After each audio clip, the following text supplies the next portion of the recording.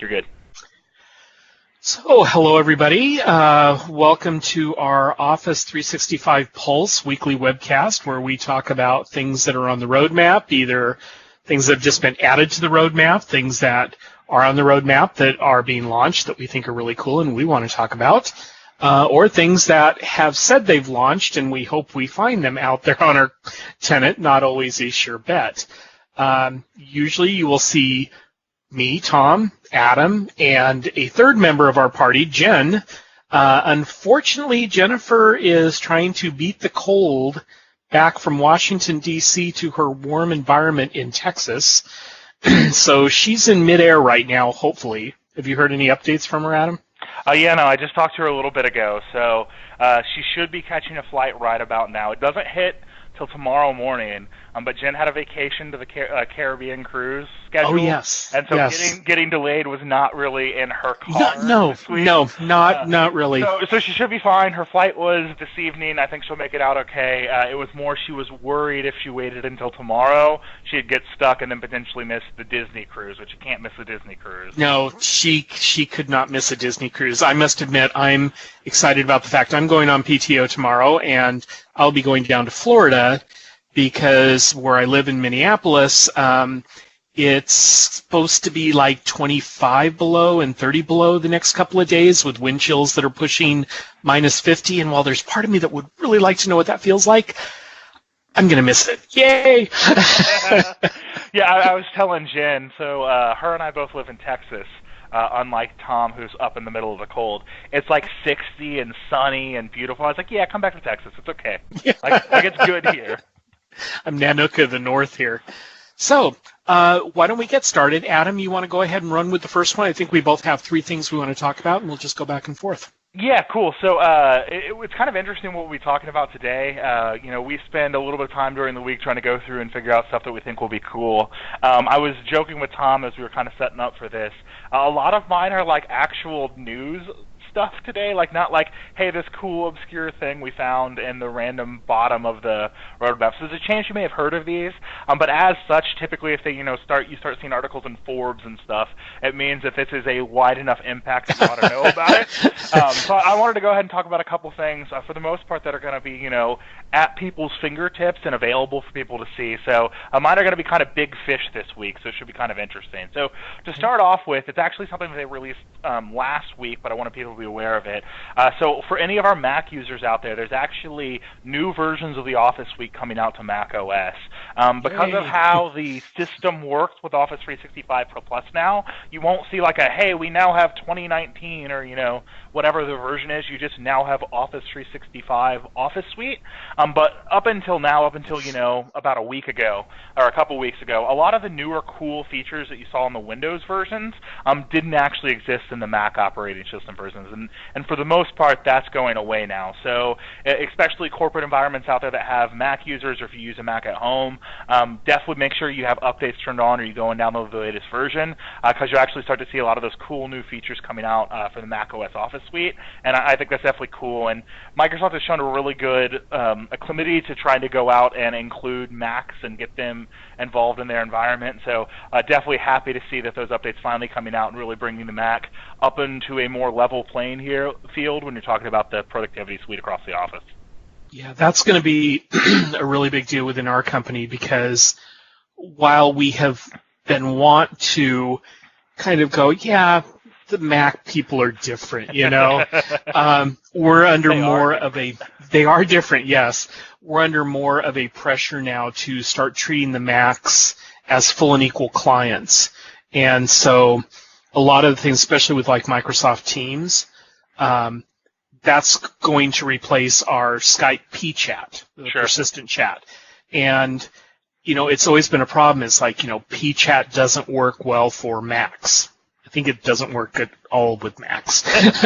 But, this is the kind of thing that we're no longer really being able to say, well, you've got a Mac. I'm sorry. It's just not going to work that well. Now we have to try to give something that is going to actually have an equivalent. Well, it's kind of crazy, and with the clients that I've worked with, it seems like it either falls in one of two categories. Either, oh, we don't give a junk about Macs, who cares? Mm-hmm. Who uses Mac in a corporate environment? To, oh God, half our users use Mac, we're doomed, what are we going to do? It's one or the other. Yeah, and so we're nowhere near half, but it's a significant enough number that we can't ignore it like we used to. And upper management's basically said, you will not ignore it anymore. It's like, yes, sir. Well, it's always one of those things, too, right? It's probably like your CFO is one of the guys with a Mac, and it's like, yep, cool. Exactly. We got this for you. Yeah, no problem. So that's really good to hear. Cool, yeah, so that was my first one. Tom, you want to kind of go ahead and go with one of the things you found cool?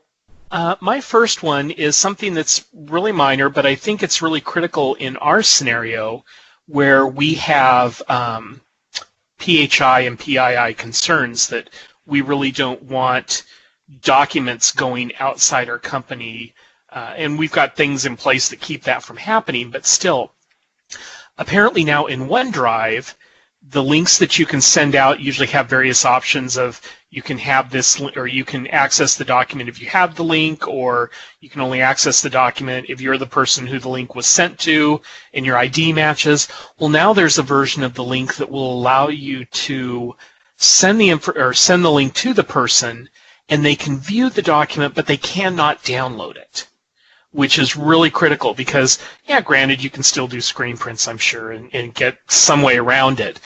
But the ability to say you can see a document for your job purposes, but if your device becomes compromised, lost, whatever, you're not going to have a copy of that document sitting on your device.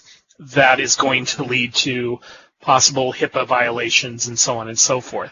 So I was really happy to see that. I don't think it will be huge in terms of, oh my God, this changes the way we share everything, but I think it's a nice option to be able to say, yeah, we can prevent people from actually getting the document on their device, whatever that device might be. Yeah, I think this is awesome, too. So they've had view-only rights for a while, but one of the big flaws of view-only rights was you could then just save that document somewhere else with a different name and go through and edit it if you want. And this kind of came up for us. We were talking about it. In my old job, I had to do like RFP responses every now and then, right? And it wasn't that uncommon for us that we were working with Company A, and Company A's previous vendor was, this random vendor X over here.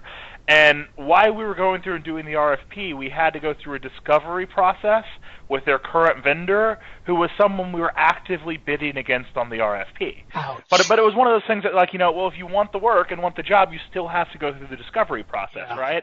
So it wouldn't be that uncommon that part of what I would then have to do is sit down and have a call with the technical staff of oftentimes the technical staff that didn't necessarily want to work with me, but at the same time, too, you also didn't want to this is someone you're a direct competitor with. You didn't want to be like, oh, look at this awesome RFP that we've put together.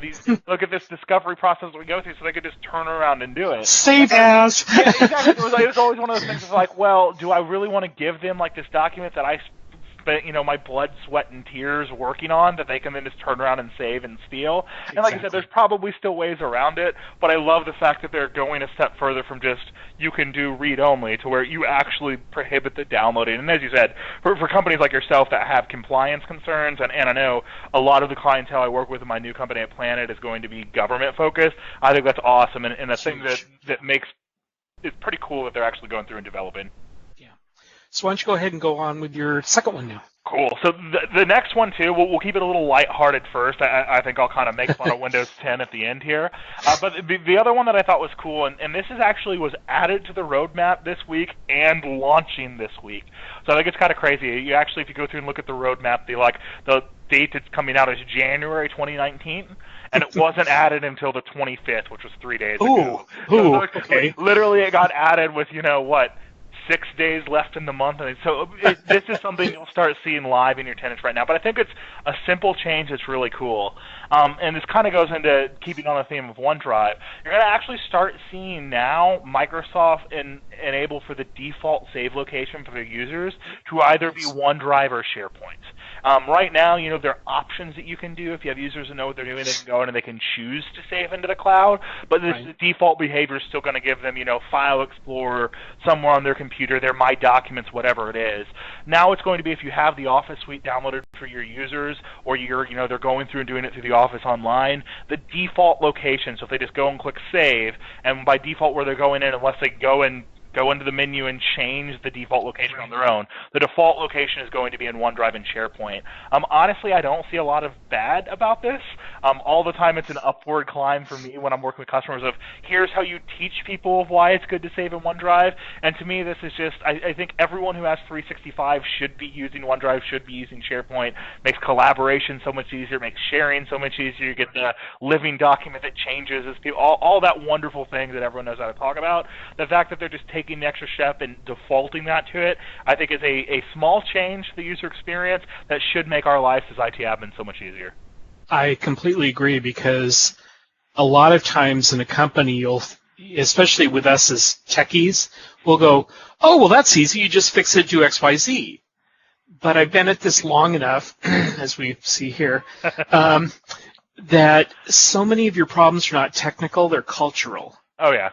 And there's that lack of motivation to want to change the way you do things. And while some people go, well, I don't want it to go there by default. Well, you're not going to do it any other way. And you could really, we're not locking you out. To. Come on. Exactly. Yeah. You're just making it so that way the person who doesn't want to change anything by default is going to be doing what you want anyways, which is awesome. I'm perfectly okay with that. So the second item that I want to talk about is it's a SharePoint thing, which I had mentioned that SharePoint's probably going to be one of my major focuses. And fortunately, on our SharePoint side, we're not on the 6-month release like we are for Office Pro Plus. So I actually see these things on a timely basis. It's awesome. But when you're doing page design now and you have a section on your page, rather than just it being the stark white, which looks really clean, and compared to SharePoint 2010, I really like the looks of it.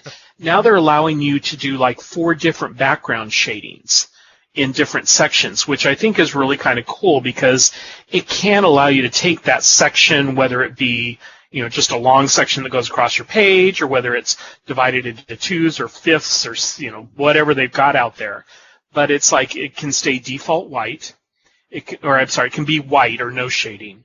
It's got a default, which is a very light gray. Yeah. Then it's got one above that, which is a little darker. And then they have dark, which I will admit, part of me is kind of like, because I'm going to have people go, oh, that's a great contrast. I'm going to put dark in there, and it's like, your page looks so nice, and now it looks so freaking ugly. Because people who are not designers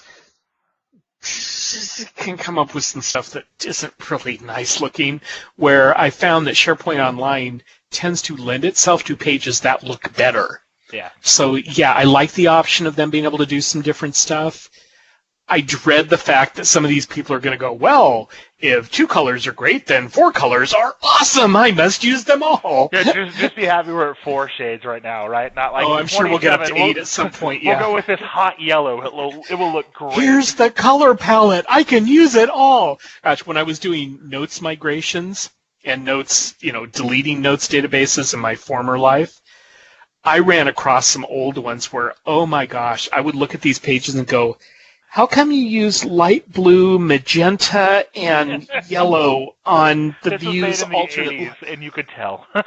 And they'd have like a tiled animated GIF throughout the page, so everything's like spinning wheels. And it's like, oh God, I'm going to have a seizure here, And it was one person in particular who did this stuff. I was like, yeah, that's his work. Okay, delete it. So this I think will be good for some of the page designs that people will be able to do that will give them better looking results. Yeah, well, it's kind of funny for me too. I work with SharePoint a lot now, and I work specifically with a lot of people that work with SharePoint a ton.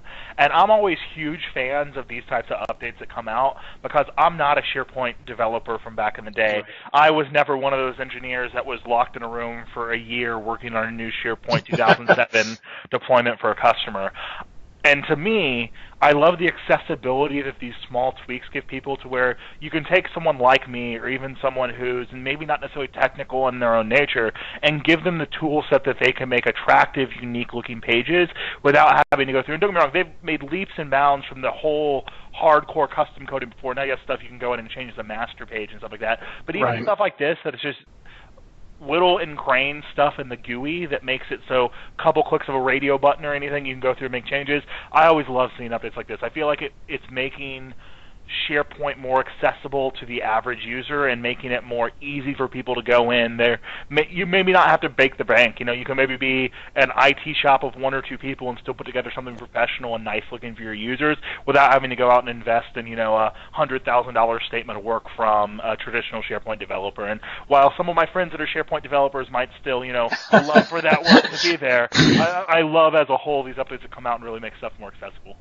Yeah, I used to do a presentation at events, and it was titled, I'm a plumber, not a painter. And it was basically, I'm there to do back-end work. I am not the person you want to have painting your bathroom, because to me, black and white are colors and a straight line is a graphic. So for me to have tools like this available, it makes me feel like I can at least hold my own. Sure, yeah. Where that's not my normal skill set, so I get it. Cool.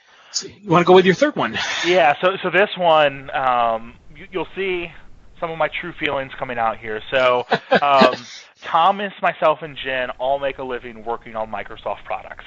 We think they're great. They've all revolutionized our lives. We all, have good jobs that we're happy with because of the products that get put out. But none of us work for Microsoft, and we tend to have our feelings sometimes about how stuff goes out. So for the most part, I'm going to be positive here. But let's acknowledge them true. So what I'm talking about here, you've probably heard about it if you've been paying attention to the news. There's a new update coming out for Windows 10. Now this is the first time we're really kind of mentioning Windows 10 on our podcast, and it's something that we'll talk about fairly often. Realistically, Microsoft is pushing hard to rebrand Office 365 as a whole into Microsoft 365. And the Microsoft 365 suite, besides the fact that their naming conventions are always so confusing, really just means it comes with Windows 10 and enterprise mobility and security bundled together with Office 365. Right. The idea being, as a company, you can come and buy one SKU, and that should hopefully cover everything you need. So Windows 10 very much falls into our realm now, right? It very much falls into our wheelhouse. Well, there's a new update coming out for Windows 10. It's actually build 1903 to be specific. When this update comes out, they're going to be pushing through a new policy that you may or may not have heard of called reserve storage. Now, don't worry too much.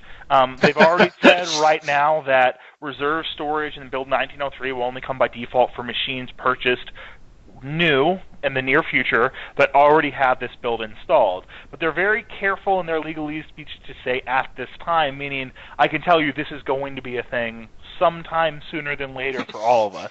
The idea of reserve storage, I think, at its core is good. If you guys don't have a ton of experience with Windows 10, specifically in an enterprise environment, one of the things that makes Windows 10 awesome is the fact that it's connected to this wonderful ecosystem that Microsoft has built where they have the ability to do stuff like real-time zero-day updates, right? Some major security flaw gets noticed. There's this huge crippling weakness inside of your Windows 10 deployments. Microsoft has the ability to push out updates to those systems in order to go through and get stuff patched. You as an enterprise have the ability to control this to a certain degree, but inevitably the idea is if you're doing Windows 10, you're getting updates through some sort of cycle that you're setting, and that is how Microsoft is keeping you more secure. And it's going to happen when you least want it to happen. And especially if you care about security, this is a path that you're going. Most of the clients that I've worked with that really care about security, getting to Windows 10 or being on Windows 10 is something that is either already happened or is happening because of these types of features. Well, the idea of reverse storage here is what happens if you have a computer, specifically this probably happens on older computers, that has a 100 gig hard drive and it's 99.999% full. Well, Windows can't update currently.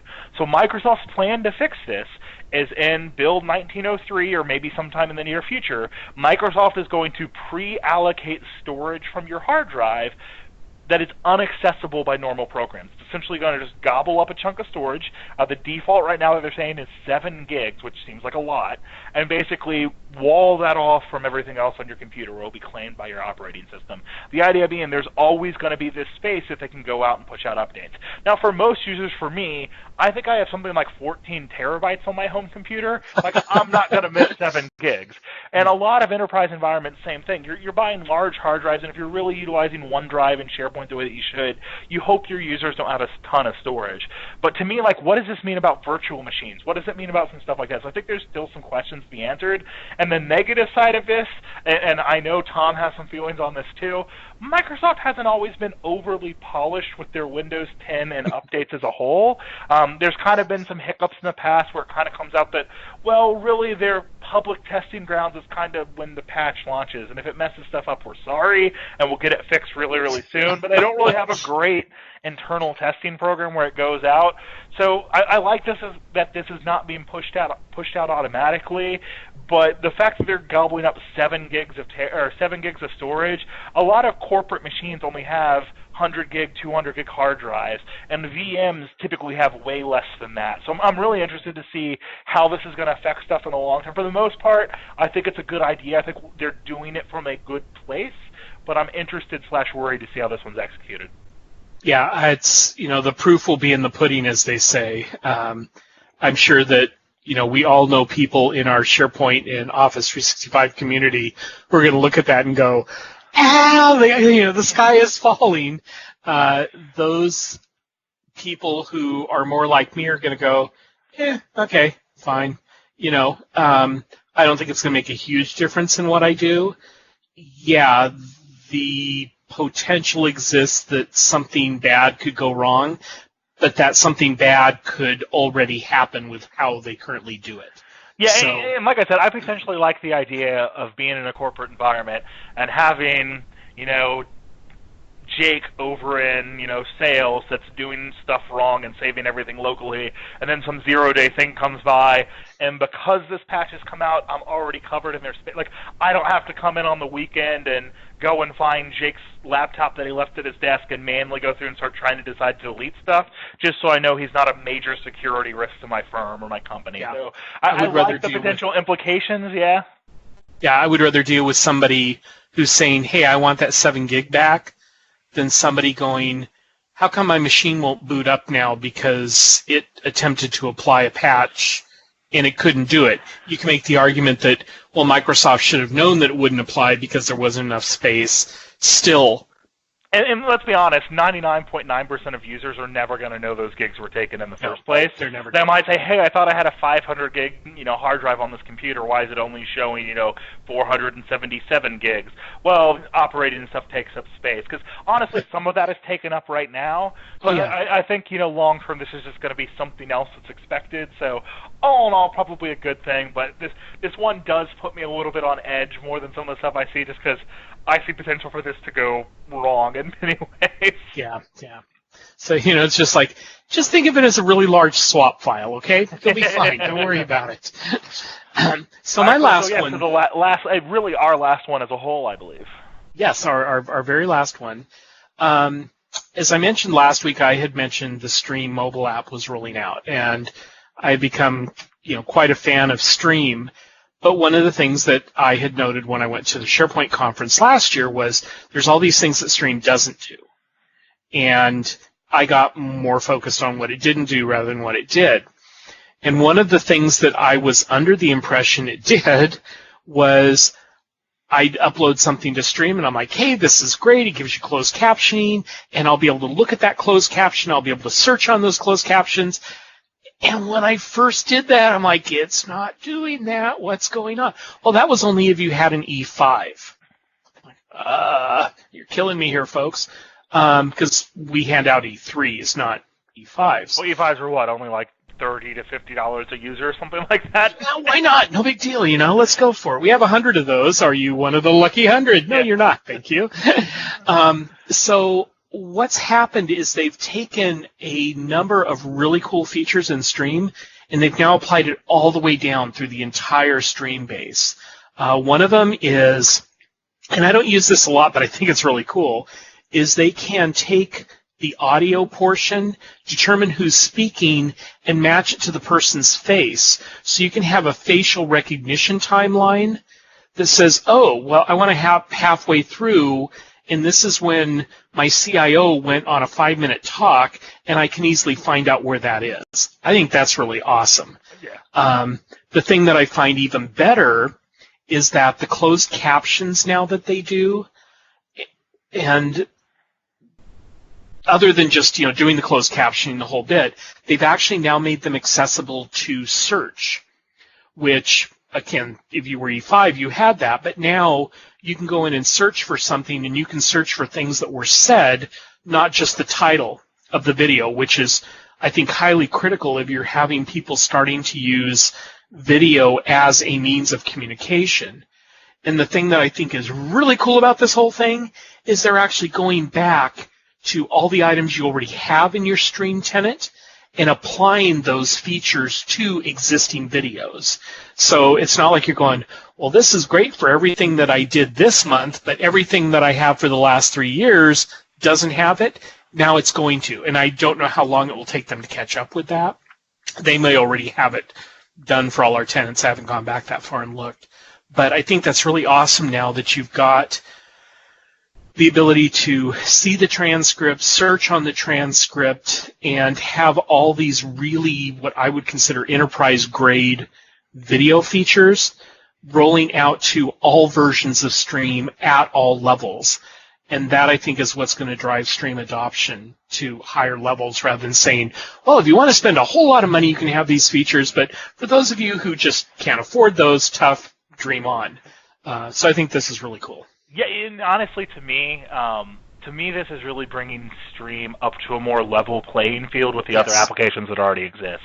I agree. I'm a huge proponent of Stream. I think it's awesome. I even like Office 365 Video, which was a predecessor to Stream. Right. And Stream really started introducing some of these enterprise features that you were talking about. The fact that they're bringing it to everyone, to me, is bringing this on par with some of the stuff you're seeing in Teams, with some of the stuff that exists in OneDrive. I mean,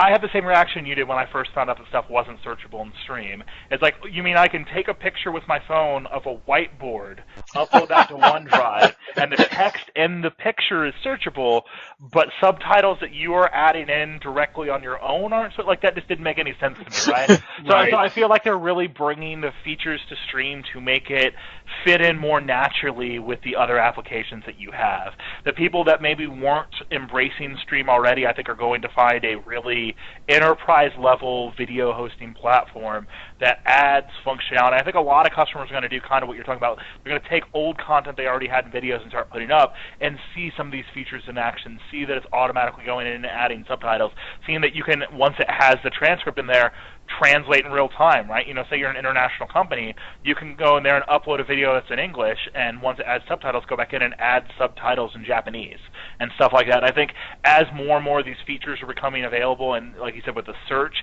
I feel like that's going to just make it a lot more in step with some of the other stuff we're already seeing in the productivity applications that exist. So really, really happy to see that stuff coming on board and think it's going to make Stream a more natural fit in the ecosystem that is 365.